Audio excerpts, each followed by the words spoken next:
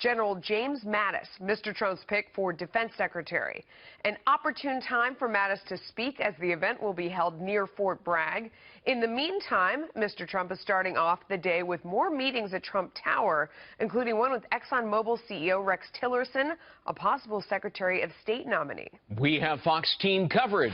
Chief Congressional Correspondent Mike Emanuel live on Capitol Hill, where both Vice President Joe Biden and Vice President-elect Mike Pence are making appearances today. But first, Senior National Correspondent John Roberts is live in Fayetteville, North Carolina. Fort Bragg, home of the 82nd Airborne, with the latest on the Trump transition. Hey, John. Greg, good afternoon to you. Should be a big event here in Fayetteville for Donald Trump tonight. Very heavy military area, and he thought that this would be the perfect place to unveil the official announcement for his pick for Secretary of Defense, General James Mattis.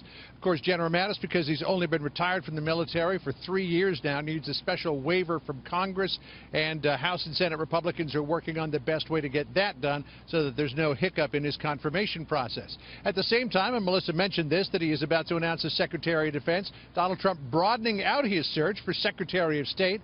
We were told last week he was down to 4 finalists, but he continues to meet with new people. He met with John Bolton last Friday. Today he's meeting with ExxonMobil President and CEO Rex Tillerson, an indication that Donald Trump is willing to look outside of the political and military fields to fill out his cabinet positions for things like top diplomat. And at the same time that he's doing that, the Trump transition team continuing to get questions about that call that he took from the Taiwanese president, Tsai Ing-wen, a couple of days ago. This morning, Mike Pence, his running mate, said Donald Trump is fully aware of the long-standing one China policy. Here he is.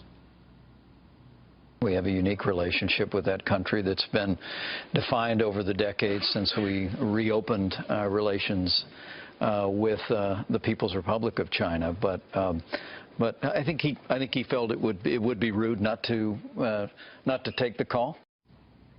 And the intrigue over how this all happened deepened a little bit last night when former Senator and presidential candidate from 1996, Bob Dole, said that his law firm, Alston & Bird, likely had something to do with arranging that phone call, because Alston & Bird does work for the Taipei Cultural and Economic Development Office. We're not sure what this all means at this point, Greg. It could mean nothing, could be just a courtesy, or it could be an indication of a slight shift in policy toward China. We'll see. Yeah, Greg? bit of a mystery, but the talk of the morning seemed to have been Mr. Trump trying to clip the wings of the Air Force One project, right?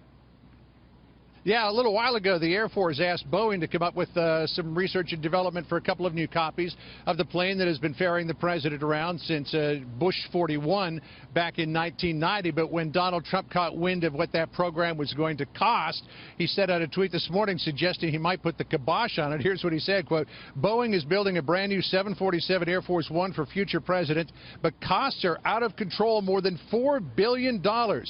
Cancel order, exclamation point." And here's what he told the presidential transition press pool this morning.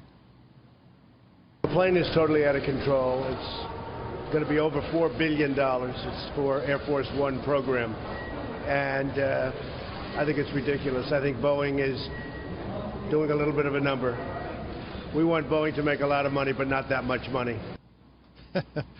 Boeing fired back this afternoon, quote, "We are currently under contract for $170 million to help determine the capabilities of these complex military aircraft that serve the unique requirements of the President of the United States. We look forward to working with the U.S. Air Force on subsequent phases of the program, allowing us to deliver the best planes for the President at the best value for the American taxpayer." And we should tell you that so far they've only got into some initial research and development, some engineering. No airframes have been built yet, so it's not like they've got a plane that's ready to take off that he's saying he doesn't want. Not unprecedented either, Greg. You might remember back in 2009, the military, the Marines were supposed to take delivery of 28 new Marine One type helicopters. When the cost of that program ballooned from $6 billion to over $13 billion, President Obama canceled it. Just one final note, too, Greg.